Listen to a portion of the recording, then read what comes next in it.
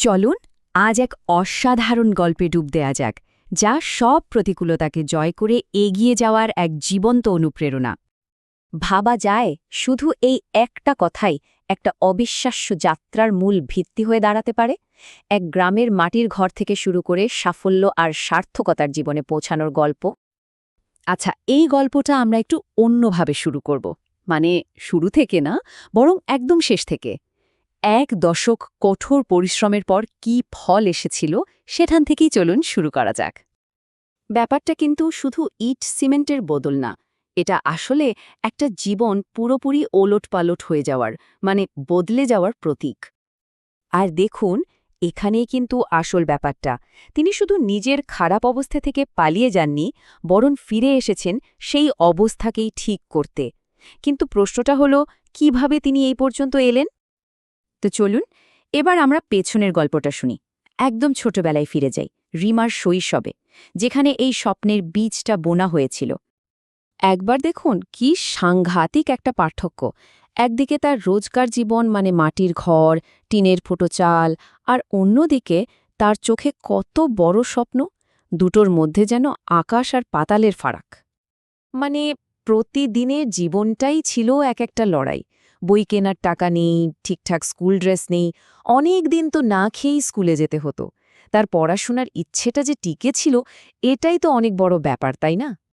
সব ভালো গল্পের মতোই রিমার জীবনও একটা সময় আসে, যখন মনে হচ্ছিল সব বুঝি শেষ হয়ে যাবে। এটা শুধু একটা বিপদ ছিল না, এটা ছিল এমন এক ঝড় যা রিমার স্বপ্নের প্রদীপটাকেই প্রায় নিভিয়ে দিচ্ছিল। একবার শুধু কল্পনা করুন এ কথাটা শুনতে কেমন লাগতে পারে। আর এটা কিন্তু কোনো রাগ থেকে বলা নয়, এটা বলা হয়েছিল একেবারে নিরুপায় হয়ে চরম হতাশা থেকে। তো এই রকম একটা অসম্ভব পরিস্থিতিতে পড়ে একটা বাচ্চা মেয়ে আর কি বা করতে পারে? সেদিন রাতে রিমা খুব কেঁদেছিল, ঠিকই, কিন্তু কান্না দিয়েই সব শেষ হয়ে যায়নি।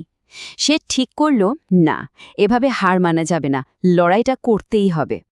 মানে সে কিন্তু বসে থাকেনি যে কেউ এসে তাকে সাহায্য করবে। সে নিজেই নিজের রাস্তা তৈরি করতে শুরু করল।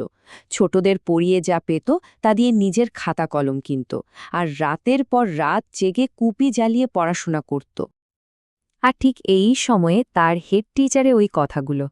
জানেন তো, অনেক সময় এরকম ছোট ছোট উৎসাহর কথাই কিন্তু অনেক বড় কাজ করে, অনেকটা নিভু নিভু আগুনে ঘি দেওয়ার মতো।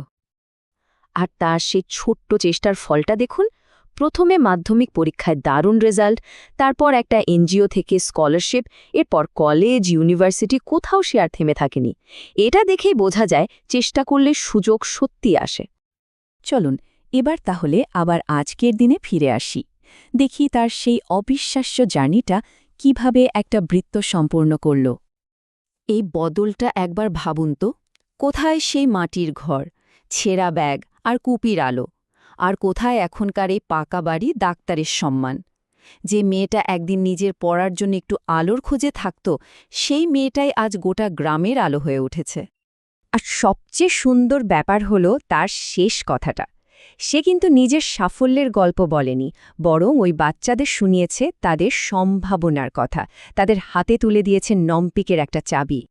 শেষ পর্যন্ত তার চোখে জল, তবে এবার দুঃখের নয়, সাফল্যের। আচ্ছা, একটা স্বপ্ন যখন শুধু সত্যি হয় না, বরং আমাদের কল্পনাকেও ছাড়িয়ে যায়, তখন অনুভূতিটা ঠিক কেমন হয়?